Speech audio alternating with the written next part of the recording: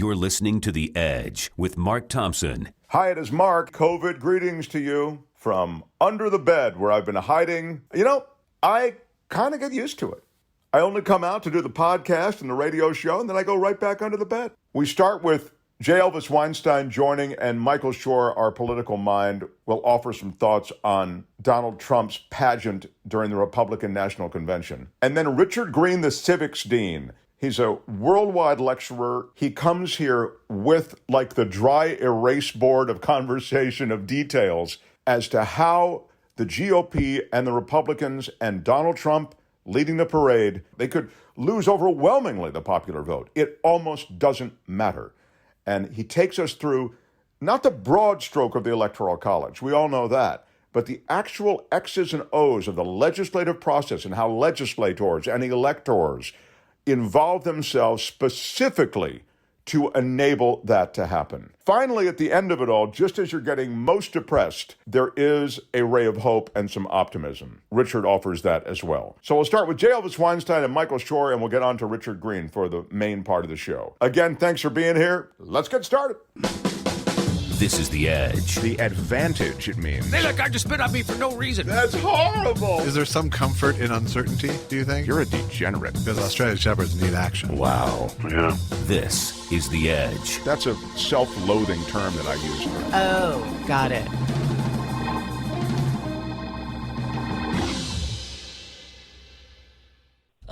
J. Elvis, can you just count down real quick? Yes, I can. 10, 9, 8, 7, 6, 5. No. You're supposed to do it as James Mason. All right, I'll do it just for you, Mark. 10, 9, 8, 7, 6, 5, 4, 3, 2, 1. Oh, that looks good. Come on. That is just the best. So good.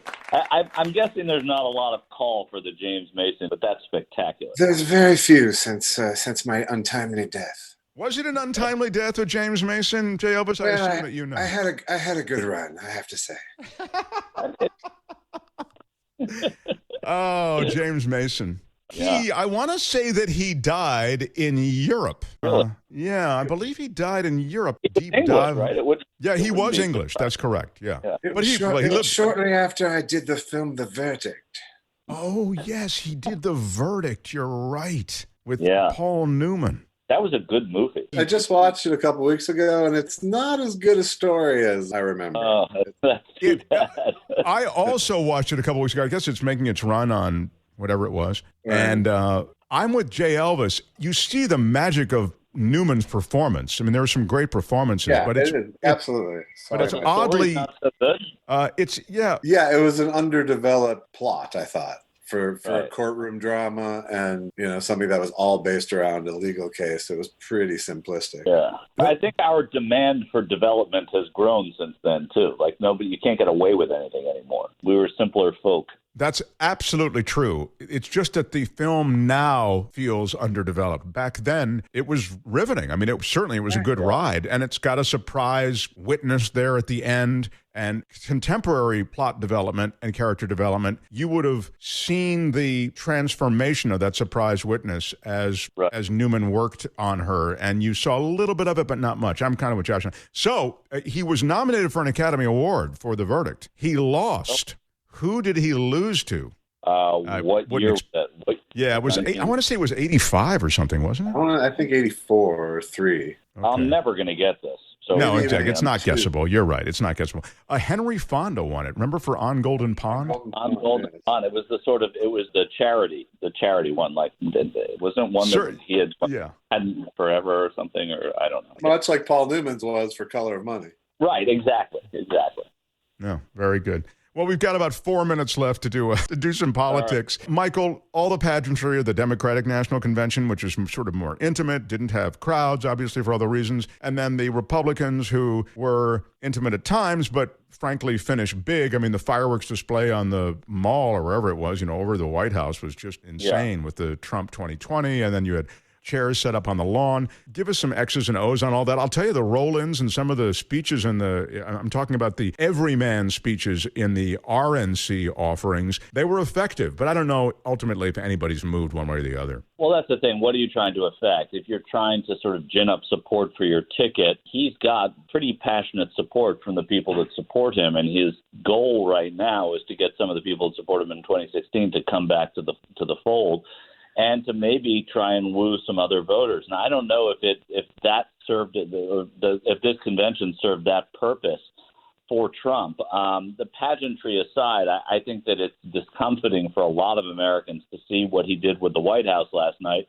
That said, I don't see anybody going into a voting booth or filling out their ballot in November and thinking about what happened, on the stage at the White House. I think there's a cumulative effect that it just adds to, and it creates a narrative of the Trump White House that people already have in mind, and it continues it. So if you're irate about it, you're going to remain irate about it. But if you just learned of it last night, you're in a very, very small minority of people. On pure style alone, I was astounded at how weak Trump was. Now, there was teleprompter Trump. He's married to that prompter. But J. Elvis Weinstein, you had to have, because, you're a performer and sometimes the crowd can energize you, and Trump usually is energized by the crowd, but he was oddly staggering to the finish line. Well, he didn't have the luxury that he has when it's usually a campaign crowd, which is the ability to riff. He knew he had to stay on prompter, so they put the lies right into the prompter for him. But, he was like, there was literally times where he's like, slumped on his elbow, he's like he's bored with his own speech for long stretches because he's tied to reading, which is his least favorite thing to do. Yeah, he reminds me occasionally of, I don't know if either or both of you saw Hamilton, but the portrayal of King George in Hamilton was, I think, one of the more riveting parts of this. Something Trumpy about that. It's like, look at my castle, look at all you people, and look at all that I have. And I'm going to riff for a little while because I have to, and then I'm going to read this because I have to, and then I'm going back inside. It just seemed like it was almost a flip kind of a thing, but he loves the pageantry. He loves the regal part of it. And he probably inside was thinking about how Biden gave his speech to a hall of about a dozen reporters and got really great kudos for the speech that he gave, but this was going to blow that out of the water. And in point of fact, it did not. It didn't do that in the ratings. He didn't, according to early reports, even beat Mike Pence from the day before, and certainly not Joe Biden from the week before. So it had that effect. Now, I don't really think that going up on lines and making mistakes, I think it's sort of an overrated thing. I think in a debate it matters a little more, because if it seems like you're fishing for a fact or for a piece of your preparation, it affects it. But in a case like this, it doesn't bother me as much as that's what you get with Donald Trump. You get this performer, and when the performer has to be on script or off script, it really does affect the performance, and that's what it was for me last night. But it was all showtime. It was the royal family aspect of it is, like you said, it's going to offend the people it's going to offend, and it's going to embolden the people it's going to embolden, because this is their royal family. And I also agree that it's not about his prompter skills, but I do think the cumulative effect of the whole thing was style over substance, Yeah, and the other thing is, the bottom line is a man that's running for president, and he's down by about, double digits anyway in most polls. He's somebody who has to attract new voters, and I don't see. First of all, I should also say that it's hypocritical of me to say that he should have done that last night, because I never think that the conventions really attract that many new people. But I do think that he had a mission that he didn't even try to accomplish last night, which is to try and woo people to his ticket, to vote for him, to support him. And he didn't do any of that last night. All he did was sort of bolster what he already had. Well, and the other, I think, subtext of the whole night is, I do not give a fuck about COVID-19. Right. Well, that's because after night one, COVID-19 was cured. Right. Right. So I don't care about it, because we've already dealt with that. We've dispatched with it. They talked about COVID, and then from then on, COVID was in the past tense in just about every speech, both his and others that they gave, and it was a strange, bizarre. Let's ignore this. Let's move on. We're going to deal with COVID. If you looked at the 50 points that he put out as his agenda before the convention, on one of it was moving into a post-COVID world, and that's not verbatim, but something to that effect. And that was under the headline of COVID, right? It's 2020, reinventing ourselves in 2021. Well, you can't until you have a vaccine or a cure. And this convention didn't acknowledge that, nor did it in person. You had 1,500 people there, and there were probably, I don't know, a dozen masks that I saw on television, and some of them looked like staff that were probably mandated to wear it. But I didn't even see Secret Service wearing masks, which was really unusual because they have tended to. Michael, we have to wrap up, but I wonder if you could just give me 1 second on civil unrest, how it affects the undecideds. Are there enough undecideds who might be influenced? Because as you've sort of suggested before, this election comes down to a sliver of voters, but it also comes down to how many people vote. I mean, that's a big part of it as well. But in any case, it's against the backdrop of increasing civil unrest, right? Right. I mean, here's the thing. What he's saying in the way he's speaking, what he has said is that if you get Biden, you're going to get, chaos in the streets. Well, we have Trump and we have chaos in the streets. So that argument is pretty thin.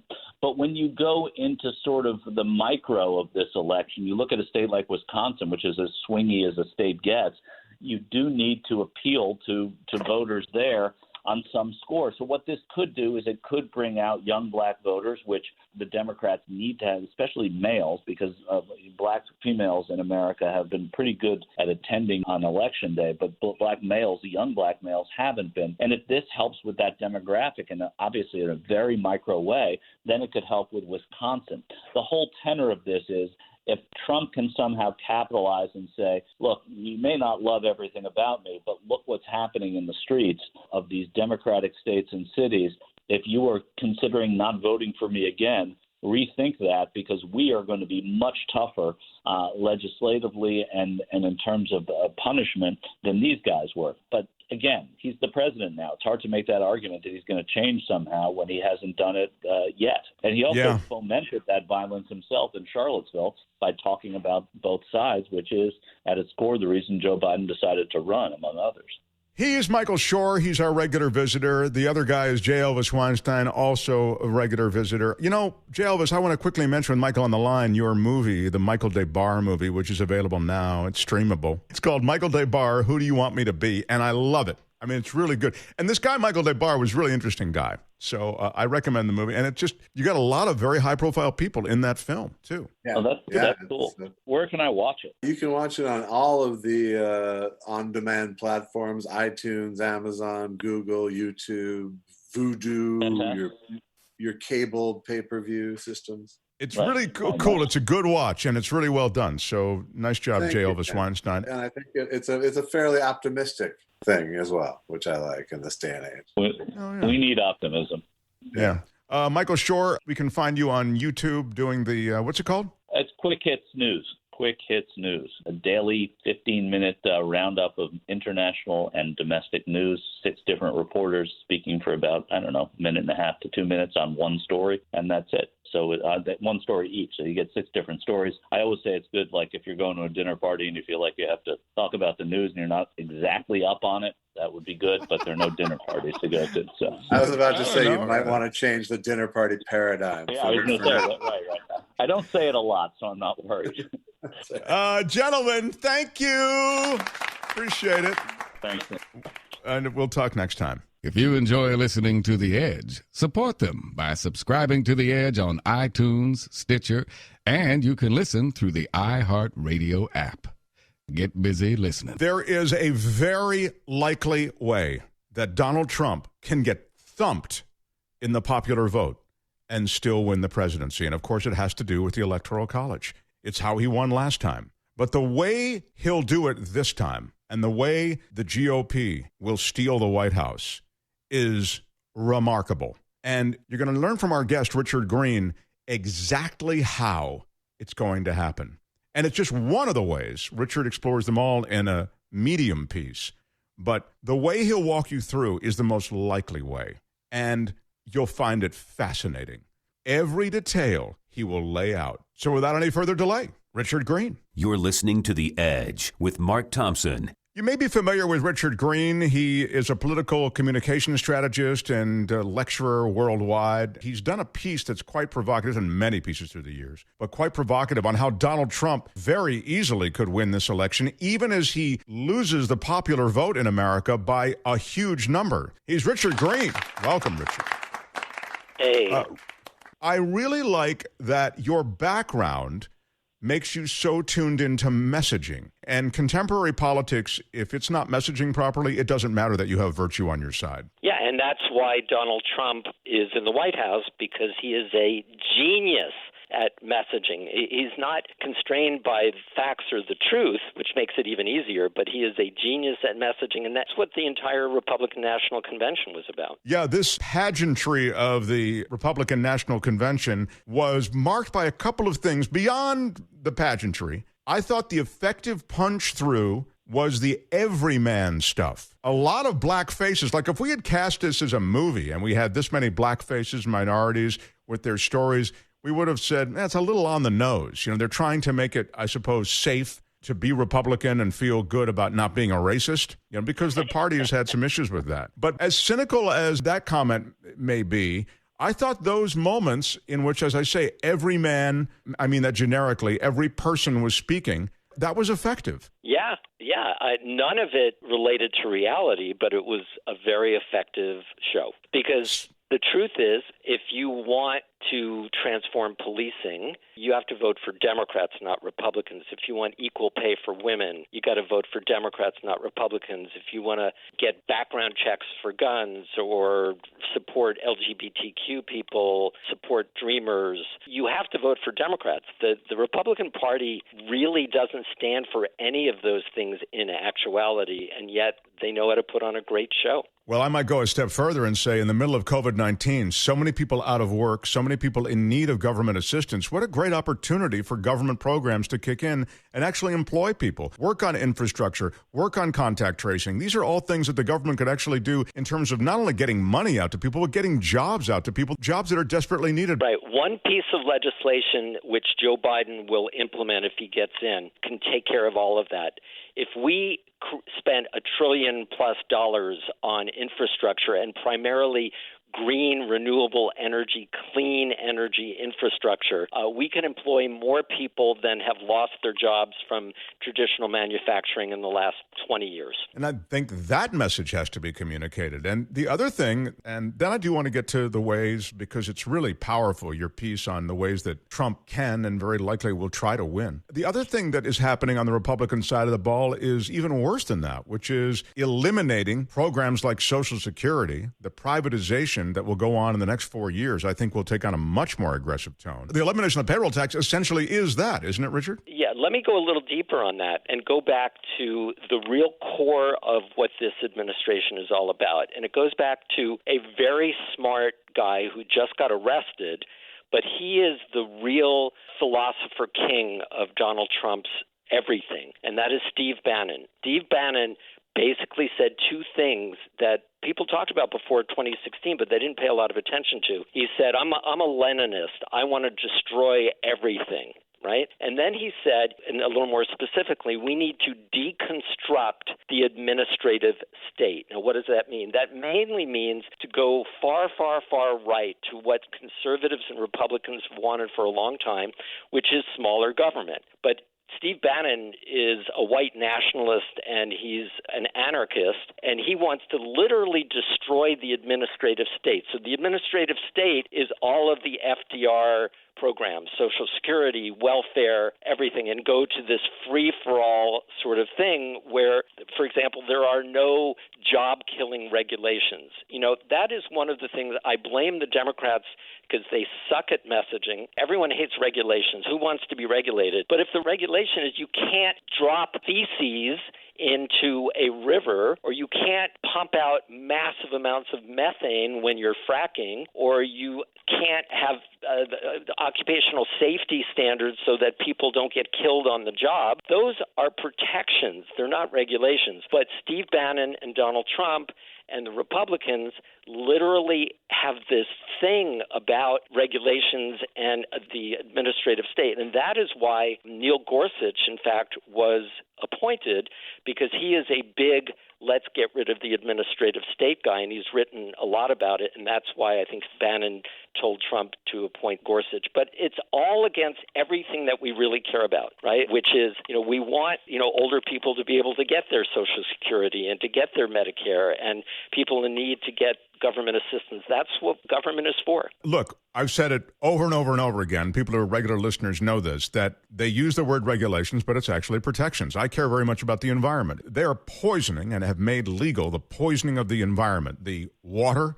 the air, and the soil. And those things that they refer to as regulations are protections on the environment. And then, as you suggest, they extend beyond to everything from predatory lending to OSHA standards. So, yes, it's a messaging fail on the part of the Democrats that hasn't been able to punch through. So one of the things I like about you, Richard, is that you do know how to message. And I don't understand. It must be so much harder than I understand it to be, because the Democrats can't seem to find God on this. Well, that's why I write a lot. And one of the things that I just wrote is an article in Medium entitled, "Everyone is a Democrat, They Just Don't Know It." And the truth is, if you look at the pieces of legislation that Democrats have already passed in the House of Representatives, like background checks for guns and equal pay for women and fighting climate change and, the John Lewis Voting Rights Act and the Elijah Cummings Prescription Drug Reduction Act, right, so that seniors don't have to go without prescription drugs because they're too expensive, and so many other things, right? The vast majority of America believes in that and getting money out of politics. H.R. 1, the Government for the People Act. The Democrats suck at messaging. And so it's just so simple. It's like, what do you care about? Vote for bills. Don't vote for parties. Vote for bills. Don't vote for individuals. So, for example, if you and I, we care about factory farming, right? Is that safe to say, Mark? Sure, absolutely, right. Right. So there is a piece of legislation that Senator Cory Booker and Senator Elizabeth Warren and a few others have put forward, which will phase out factory farming of animals by 2040. And there'll be economic incentives for those farmers and whatever. Every vegetarian, every vegan, every animal rights activist that I know is deeply passionate about that. And yet they go, I don't care about politics. The Democrats and the Republicans are all the same. Only Democrats support that bill. Only Democrats. So we just need to do a much better job of educating people on how to get what they want in their country. And so vote for Bill. Don't vote for Don or Joe. Vote for the bill. Look at the bills. Look at who supports what. Now I want to get to your piece in Medium, and we're going to link to Richard's stuff on our website, edge-show.com, but also wherever you're listening, because we're across a bunch of different platforms. If you look in the description, there should be a link to Richard's stuff on Medium. Here's your Medium piece. Donald Trump will not win the national popular vote, but he absolutely can win the only thing that matters, the Electoral College. Here are 12 ways that it can happen, and then you go through it. And man, it makes so much sense that at the end of you go, wow, this is clearly a playbook that Donald Trump and the GOP is going to follow. Yeah, and the more I dig into this, Mark, the more certain I am that Donald Trump is likely to win. So tell us a few of the ways it could happen. Well, it all starts with what the playbook is that we all have seen, which is weaponizing the United States Postal Service. There is a method to this evil man's madness. And if he can whip his sycophants in state legislatures and governorships into a frenzy because of the mail-in voting fraud that Democrats are trying to pull on the country to deny their favorite president his rightful victory in 2020, right? Because they still can't get over the fact that he won in 2016. These state legislatures that are in guess how many swing states have Republican state legislatures? All of them. Wow. All of them. And explain why that's important. Well, I'll tell you what. So Pennsylvania, Michigan, Wisconsin, Florida, Ohio, Georgia, Texas, Arizona, Iowa, they all have Republican legislatures, and all of them, except for Michigan, Pennsylvania, and Wisconsin, have Republican governors. Here's why that's important. So Donald Trump is going to challenge every single swing state that he loses. I think every single political pundit and constitutional expert agrees with that. So let's say Florida, Biden wins by 500,000 votes, right? You get a lot of Hispanic people turn out for him, a lot of suburban women, et cetera, right? He wins by 500,000 votes, but then Donald Trump starts tweeting right after the election, hey, mail fraud, mail fraud, mail fraud, because what's going to happen, which is why I'm telling people not to vote by mail. You can get your mail-in or absentee ballot by mail. You can get it from the mail, but do not put it in the mail. You want to vote in person or bring your ballot into the voting polling place or a designated drop box or hand it in early to the county registrar of voters. Here's why. Because his people don't care about the coronavirus. You saw what happened at the White House. No one, with a few exceptions, was wearing a mask, right? He has won that battle of basically saying the coronavirus epidemic is over, right? I mean, you saw that last night, right? Of course. So his people,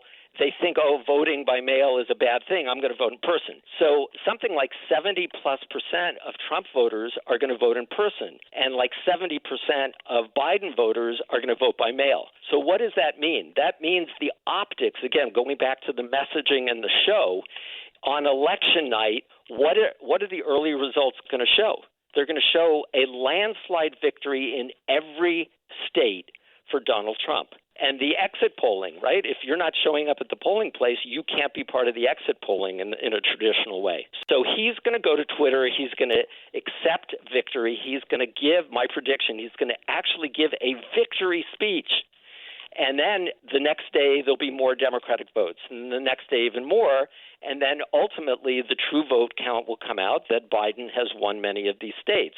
But just like when Bill Barr, right, he wrote that 4-page summary of the Mueller report to pre-message it, to pre-spin it, that's what Donald Trump is going to do. He's very good at that. And he's going to whip these Republican legislators in these swing states and these Republican governors into a frenzy because their people are going to be out in the street with their AR-15s going, we can't let the Democrats steal this election, right? So if you're a state legislator and you've got literally hundreds of thousands of your constituents who are going crazy, who believe that Donald Trump is about to have his rightful election stolen, it's going to be a very easy political calculation for you to join with a majority of other Republicans in your state legislature and officially challenge the result in your own state.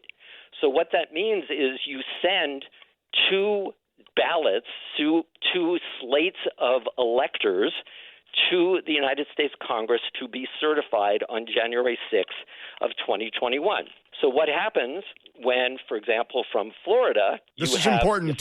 Stop 1 second, Richard, because I just want to make sure we follow this. So those electors, though, when we hear about this electoral college, it's those people. Is that what you're saying? Right. The only people that elect the president of the United States under the racist and ridiculous electoral college system that we have, which we can get rid of, and we can talk about that another time, is through the 538 electors, who many of them are still, even with the recent Supreme Court case, are allowed to vote for whoever they want. So if a Joe Biden person all of a sudden decides, because his girlfriend loves Kanye West, to cast a vote for Kanye West at the Electoral College meetings in the different states, in the 50 states, Kanye West actually gets one electoral vote, right, unless it's challenged and it becomes just a total mess. But ultimately, it is the 538 electors who elect the president of the United States, not the people in those states, right? So it's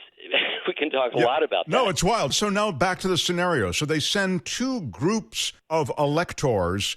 Right. So on December, I think, 18th, right, the Electoral College in aggregate meets. And that means in the state capitals of all 50 states, all of the electors that have been elected, right, because, so for example, the Biden, if Biden wins California, we have 55 electors who go to Sacramento and they, punch the thing for Joe Biden and Kamala Harris, right? So then California would submit the Joe Biden slate of electors, say, hey, we have 55 electors and here's how they voted, okay? Now, Florida, the Secretary of State or the county or whoever it is that does the official vote count in Florida would go, hey, Joe Biden won by 500,000 votes. But the state legislature of Florida or any other swing state and or the Republican governor, so Ron DeSantis in Florida, could object to that, and there are legal ways for them to submit a separate slate saying, hey, we here in Florida, we haven't really quite figured it out. We have two different theories of who won the election in Florida, and we believe, the Republican legislators believe that Donald Trump won because there were way more than 500,000 fraudulently produced mail-in ballots, right? Now, I am 90% certain that scenario is going to happen in one way or another. So then what happens? So then it goes and it said, wow, so who do we give these 29 electoral votes to? And that 29 electoral votes could be the difference in the election. And Ohio has 18, and Georgia has 16, and Arizona has 11, for example. So these are big states. Michigan has 16. Pennsylvania has 20. So it then goes, and on January 6th, in the House of Representatives, a joint session of Congress where they are going to certify the results of the Electoral College. They can't yet certify them because it's not done. There's still a dispute. So they send the two different slates of electors to the House of Representatives and the Senate and say, you guys choose. Which one do you want, right? So the House, which is likely to continue to be Democratic next session, and so, again, they get sworn in on January 3. January 6 is when this all happens. So it's the new Congress, the new House, and the new Senate. So the Democratic House says, we're voting for Joe Biden, right? Now, unless Democrats flip the United States Senate so that they have a majority without the vice president, right, because the vice president and the president have not yet been sworn in and not even elected yet officially, unless we get a majority of Democrats, in other words, if the Senate continues to be Republican with Mitch McConnell as the majority leader. Thank you for giving me so much time. I know it's complicated, but this is No, this really is important. fascinating. So then the Senate, under Mitch McConnell and the Republicans, what are they going to do? Of course they're going to vote for the Donald Trump slate. So we now have a split Congress to certify the 29 electoral votes of Florida. So under this ridiculous piece of legislation that everybody complains about, in the legal community, it's called the Electoral Count Act of 1887. There are three possible scenarios that can happen, right?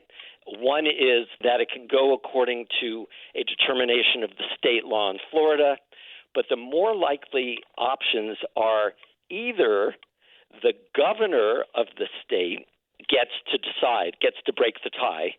So in states that have Republican governors, which are all of the swing states except for Michigan, Wisconsin, and Pennsylvania, Donald Trump gets those 29, gets the electoral votes of that state. And that will probably be enough to do one of two horrible things.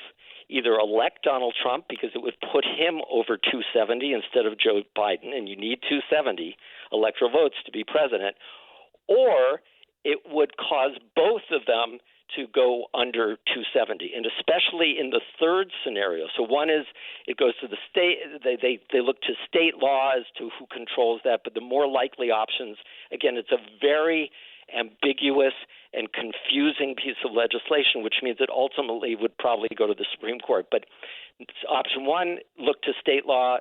Option two, let the governor break the tie. Option number three, don't count those votes. In other words, it's a tie.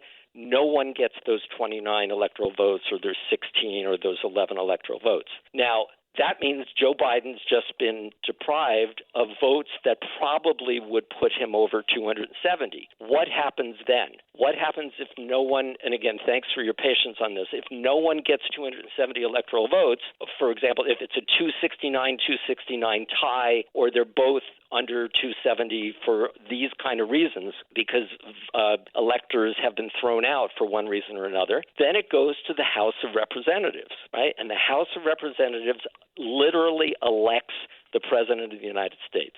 And we go, yay, that's Nancy Pelosi, that's the Democrats, they've got a huge majority in the House. No. This is the end game for Donald Trump's corruption. And this is why I am not very confident that Joe Biden can win. Here's why. Under the Constitution, the House does not vote based on the number of members of Congress.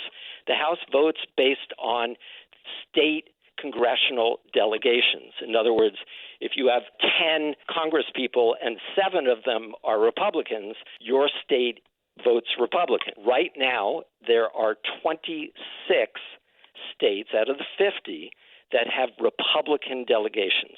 26. 23 have Democratic delegations because, for example, in California, we have so many more Democrats, but we only still get one vote. So 26 to 23, and then Pennsylvania is tied. So you need to be elected President of the United States, you need to get 26 states to essentially elect you. So unless Democrats flip 3 state congressional delegations, Donald Trump, if he can get it into the House of Representatives, which is his plan, again, because he will not win the popular vote, he will win. No matter how many more votes Joe Biden has gotten, popular votes, or how many electoral votes we think he has won, because Republican state legislatures and or Republican state governors will contest the Joe Biden victory in their states. What a terrific explanation, but what an antiquated system this points up. This electoral college is insanity. And even the way that the candidates ultimately can contest this and through various levers of power push this to places where they can win. I mean, the idea somehow that, you could have this sort of overwhelming popular vote turnout and victory by one party and that they could still be jobbed out of the presidency. So you need 270, again, to review the choice made by state delegations, and it's as simple as 26 state delegations that are Republican majorities and 23 that are Democratic majorities. And so if it goes to state delegations, it's done. Well, yes and no, but here's the good news. By the way, we can get rid of the Electoral College as we know it by getting just 3 more states to pass something called the National Popular Vote Interstate Compact, which already has 15 states and D.C. signed on, and that will give the 2024 or any future elections to the winner of the popular vote. We can do a whole nother show on that, but people can actually vote for Democrats in state legislatures who can pass that. Again, it all really comes down to voting for Democrats if you want the things that I describe in my piece that basically, virtually all Americans are Democrats, they just don't know it. But let me give me the good news, please. Give me the good news because I'm about to slip my wrist. Please. Yeah. So here's the good news. So what I described in that scenario, again, there are a whole bunch of other ways that Donald Trump can cheat, and we could spend 3 hours on this. But this one, I think, is the most likely thing to happen. And also the thing that we can most likely stop. So remember what I said. The new Congress, which convenes on January 3, will be the Congress that determines who gets to be elected president if Congress has any say in it under those scenarios that I just described.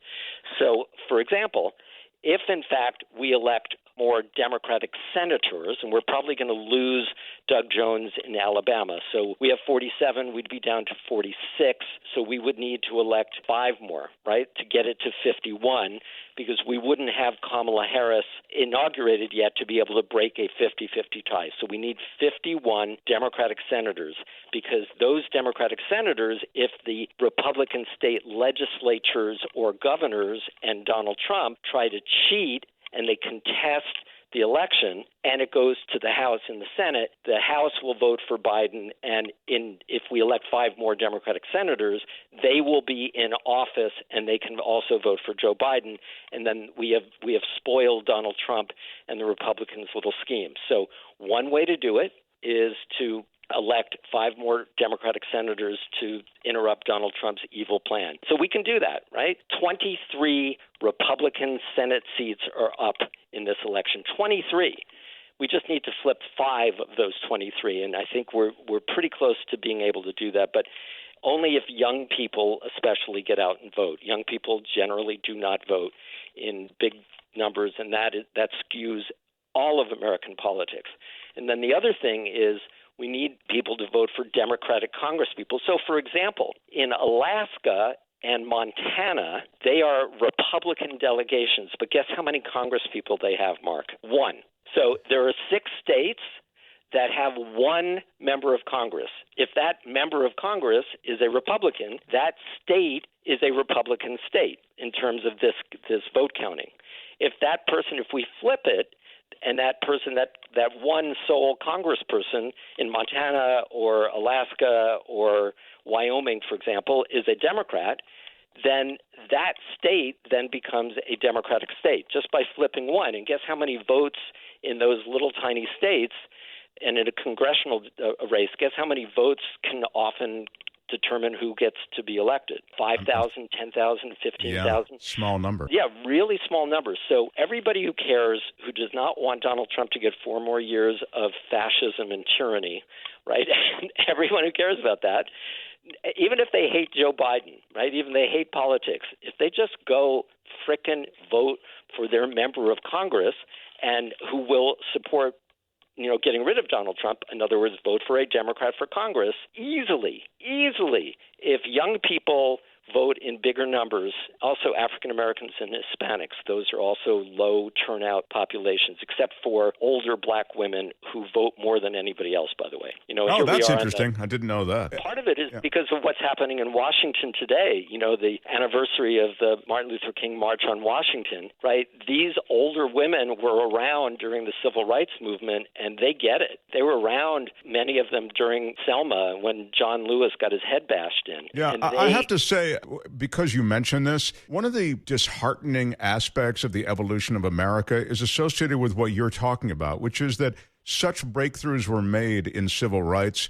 We have an awful history, and it appeared that we were making some gains, painful gains on that history of racism, laws that were racist, voting laws and other laws, the Jim Crow laws, of course. And in the 60s, when you had the civil rights movement really peaking and horribly marked by assassinations and violence and, a lot of what we're seeing now in terms of major cities and unrest and flames and looting and all this kind of thing, it seemed as though we were evolving to a better place. And yet now I see how we backslide. It's really painful to see how we're moving back, and it makes me wonder, and this also is something for another conversation, I suppose, but if this racism in this country isn't so baked in that it's making me feel as though it's an intractable situation.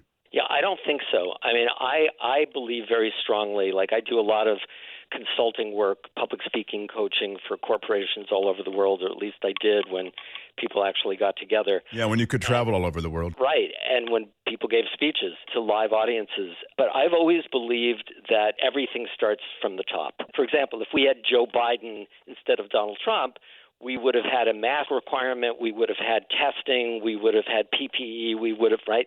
And we would have had a completely different attitude, and we wouldn't have lost many of the 170-plus thousand people we lost. And I think what's happening now is we have a racist, a white supremacist, a xenophobe, someone who castigates and denigrates others who are not like him.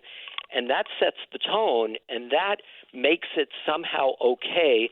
So instead of Abraham Lincoln, appeal to the better nature angels of our nature, right? We are appealing to that dark underbelly, that shadow side of who we are that exists in all people, and more in some than others. So there you have a 17-year-old kid who drives from Illinois to Wisconsin with an AR-15 and kills two people because he somehow has been motivated by this racist, anti-black, otherism sort of leadership, quote unquote, from Donald Trump. I'd also say social media and all the different ways that you can be in that racist echo chamber, the hateful echo chamber. You can be in that quickly now in America and in the world 4.0, you know? Yeah, but it's being given a tailwind, a huge tailwind by Donald Trump and his Republican enablers. And I think that alone, even if you don't like Joe Biden, I mean, this theme in the Democratic Convention of decency, this a decent man, you know, who cares, who has compassion and empathy. Oh, my God, we just so need that. Right? That alone, I think, will help reverse this. But also electing 4 more Democrats, 3 more in the Senate, and one in the White House who can pass the John R. Lewis Voting Rights Act and can pass the George Floyd Justice and Policing Act, right? These things, politics is so exciting because things can flip on a dime, but only if you elect the right people, and that's what this election's about. Richard Greene, the Civics Dean, author, and I'm going to link to these pieces. We didn't even get into some of the other ways that Richard has indicated that Donald Trump could also win the election. We touched on the major stuff, and I love that you take us through the X's and O's of legislation because, as you say, government is real stuff. You've got to do the heavy lifting of building legislation, but the actual voting is not really that hard. And thank you for emphasizing it again. I wish we had more time, and you are going to come back because I just think this is such important stuff. Again, I'll link to Richard's piece wherever you're listening. If you look in the description, there should be a hot link to Richard's piece, but it's Richard Greene, Greene. And Richard, thanks so much, man. I really find these fascinating conversations. I always learn so much about this country that I live in that I should probably understand more about, you know, the workings of. So thank you again. Well, listen, you're doing a lot of great things, you know, on so many levels, Mark. And people can follow me. I just kind of started to reconnect on Twitter at the Civics Dean, and I've got all my things listed there. So Twitter at the Civics Dean. Mark Thompson, I love you, man, and happy to come on anytime. Look forward to the next time. Richard Greene!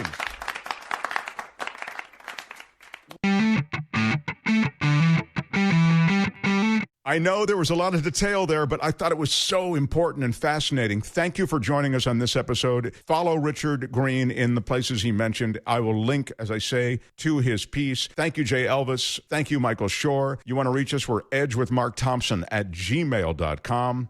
And until next time, bye-bye. Hi, how are you? I want to thank you for supporting Mark Thompson here on the Edge Radio. Fantastic show with all the jokes and Jay Elvis, you know, and all the commentary and the politics. I love it.